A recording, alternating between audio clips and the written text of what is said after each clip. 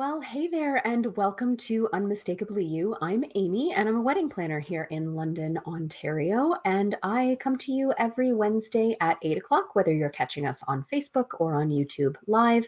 And we talk about items that hopefully are helpful to you as you navigate your wedding planning. If you've been keeping track of us for the last couple of weeks, we've been doing a series about the roles of different people in your wedding. So feel free to pop on back into our archives and check those out. Today, we are tackling the roles of your parents on your wedding day. And I mean, I certainly don't pretend to be able to give you a completely comprehensive view of everything that your parents or your godparents or your step parents or your grandparents or your aunts and uncles or other important people in your life could do or might do or may want to do on your wedding day. But I'm here to just kind of hit a few of the highlights of what would be expected traditionally versus how times have changed. And that's the great thing about the wedding industry is that it's constantly evolving and changing with the times. And it's part of why my job stays interesting because people are constantly finding new ways of doing things and incorporating the people that they love into their special day. So I just wanted to hit a couple of highlights today about those loved ones and ways to incorporate them into your wedding. Whether you do a blend of traditional and non-traditional or more modern ways, or you stick traditional or you forego all of the traditions, there are no wedding police. So the goal is always that you do what you're comfortable with and what your families are comfortable with to make sure that you can show your love for those people who have raised you and shown you their love for the length of your life thus far. So first and foremost, keep in mind that your parents and any other loved adults, grown-ups, as it were, they probably have the best of intentions and they love you a lot and they want the best for you. And I mean, that probably means that they will have opinions and sometimes they will be pushy, but try to keep in mind that more often than not, it's coming from a place of love. You may need to have some difficult discussions. You may need to stand firm on the things that are priorities to you and your partner. You may need to have those challenging conversations where you say, no, actually, I value your opinion, but we are not doing that. That's not what we want to do. So as you navigate the wedding planning, you start to realize that nothing is as easy and romantic as it maybe seems in the movies. And there are always some pitfalls and challenges to deal with. So if you have experienced any of those, feel free to pop in a comment. If you have any questions, if you are a parent and you're wondering where your role may land in your child's wedding, again, pop a comment in and say hi. I want to talk about traditions first of all, and let's start with pre-wedding traditions. Again, the world is changing rapidly, and there are no wedding police, so you can honestly adapt or change or omit or incorporate any of these traditions as you see fit and with what works for you. But prior to the wedding, traditionally, we would have seen the parents of the bride paying for the wedding, which of course would mean that they get a fair amount of input and also usually a fair amount of guests of their own invited. We would traditionally see the parents of the groom paying for the rehearsal dinner and the honeymoon. We would traditionally see moms throwing bridal showers because showers traditionally would have been strictly a female thing.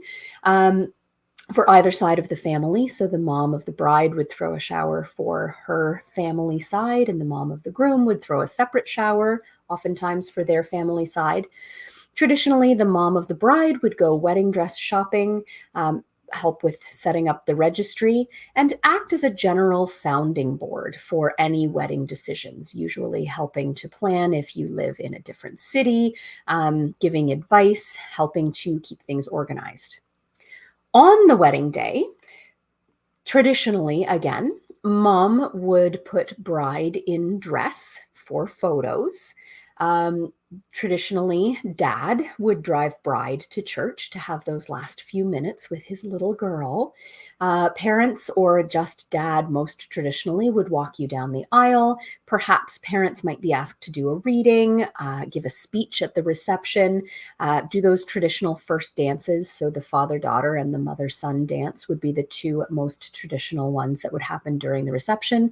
And traditionally, because the parents of the bride would be hosting the wedding, they would also be the last to leave. So they would be responsible after the wedding for making sure that the gifts are taken care of, for tying up the loose ends, for making sure that the wedding gets shut down properly, and that, nothing bad happens at the end of the night. They would also help return rentals. And very traditionally, they would also help move the bride into her new house with the groom. Now, these traditions, some of them date back decades. Some of them have been revised in recent years. A lot of them are completely omitted these days because nowadays there really are no rules. I would just encourage you to have open conversations where you're honest about your priorities with your loved ones and to try to find ways to make them feel special on the wedding day and before the wedding day. So let's talk really quickly about some of the things that we are seeing now in terms of ways to show love for your parents. We're seeing a lot more step parents, of course, ways to incorporate godparents or grandparents or aunts and uncles or anyone who has had any place of importance in your life as you've grown up to the point at which you're getting married. So prior to the wedding, there really these days are no rules on who pays for the wedding. And quite often we see the couple paying for the lion's share of the wedding. Oftentimes there are contributions from one or both sets of parents. And while those are really difficult conversations, I encourage you to have those when you're in the initial stages of budgeting for your wedding, instead of counting on mom and dad to give me money and then it's less than you anticipate and you find that you're over budget. You want to make sure that you know all the information first, even though those are oftentimes challenging conversations to have. These days, wedding showers are fair game. I talked about this a little bit last week when we talked about the rules of your wedding party. We often see co-ed showers if you are in a heterosexual relationship. We see same-sex showers if you're in a same-sex relationship. There are no rules. We can do single showers, we can do couples showers, and it doesn't really matter who throws those showers as long as it's not you. You should not be throwing a shower for yourself. I also see parents still acting as a sounding board, and a lot of those traditions are still observed. Like if there is a wedding dress to be purchased, often mom does go to do that, but doesn't have to. Again, keep in mind the feelings of your parents and how you can honor those feelings along every step of the planning journey. When you get to during the day, these days we see lots of different roles for parents. I've seen parents in the wedding party as mom of honor or best dad. I've seen parents officiating the wedding, which is always really special. I have seen parents holding rings. So instead of giving rings to a ring bearer or to the best man or maid of honor, you could have the alternate parent hold the rings and then give them to their child when it's time for that part of the ceremony. I really just encourage you to keep in mind that your parents are probably going to do this whole "my kid is getting married" thing not very many times, unless you're from a family of many, many, many children. Chances are they're only going to get a couple of shots at this. And I really find that parents are so emotionally and often financially invested that they can't enjoy the day. And so I would encourage you to do whatever you can to try and help your parents to be able to relax and really be present to celebrate with you on the day. And here comes the plug. Hire a coordinator if you can at all. If you're not working with a full service wedding planner, please do try to hire, at the very least, a day of coordinator to make sure that your parents don't have to solve any of those problems. I apologize. I'm getting over a 2-week cold. 1 second.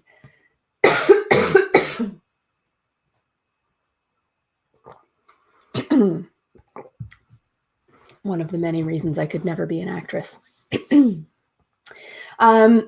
Back to responsibilities on the wedding day.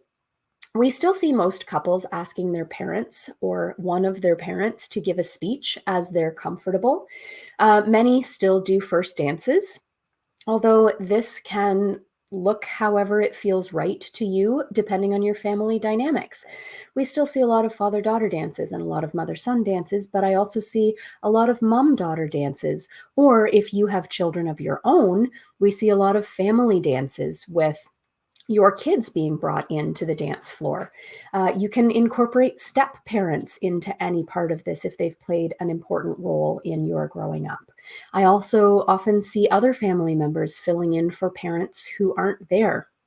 If unfortunately one of your parents has passed, perhaps there's another family member, an older brother or an older sister or an aunt or an uncle who might fill in for that special dance and find a way to do it to honor that parent who can't be there. I would advise you also, as I've been mentioning, not to limit involvement to just your parents. There are lots of ways to show love for those other important people in your life. So there are things that I've seen lately, like honoring step parents with bouquet or boutonnieres and corsages as well, instead of just bio parents. Have them escort you down the aisle as well. There's been a recent trend of grandmas as flower girls, which, if done respectfully, can be very adorable. We've seen aunts and uncles doing readings. I've seen couples request that their bouquet be made to break away, and so that as they walk down the aisle, they're able to detach little posies from their bouquet and hand them to meaningful people in their lives. You might ask your godparents or your step-parents or your parents, your grandparents, to do a ring warming prior to the ceremony. So asking guests to pass the rings through the ceremony and infuse them with their love and well wishes. You could have your uncle ask the blessing before dinner. Literally anyone can give a speech, does not have to be your traditional five of best man, maid of honor, parents, and the couple. You could ask anyone to give a speech, although we've done lives about that in the past as well. So check back in our archives for some speech suggestions. And I have resources for you to give to your parents and anyone giving a speech as well. So if you want those, shoot me an email, amy@unmistakably.you.com, and I'll pass them your way. I've also seen special dances that incorporate grandparents, or you might even consider doing what's called an anniversary dance, where you ask all of the guests to get up on the dance floor, and then you strategically have your DJ or your MC ask anyone who's been married for less than 6 hours to sit down. So you and your new partner go and sit down.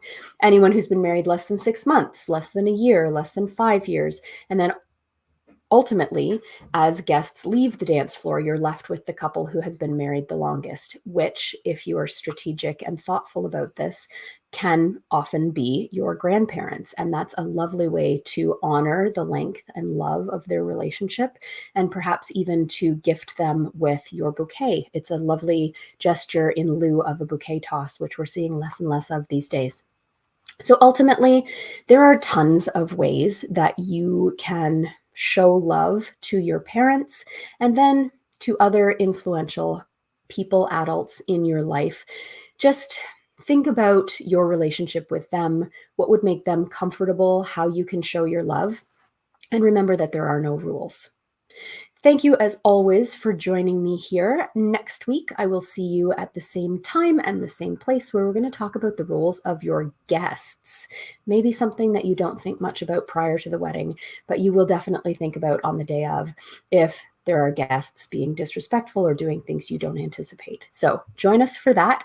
As always, don't hesitate to reach out if there are any questions that you have, any concerns you have in your planning process, or if you just want to share a success or a win that you've had in your wedding planning this week, either pop a comment on here or shoot me a direct message, amy@unmistakably you. You can reach out to me through Facebook as well. Until next week, folks, happy planning, and I will talk to you soon.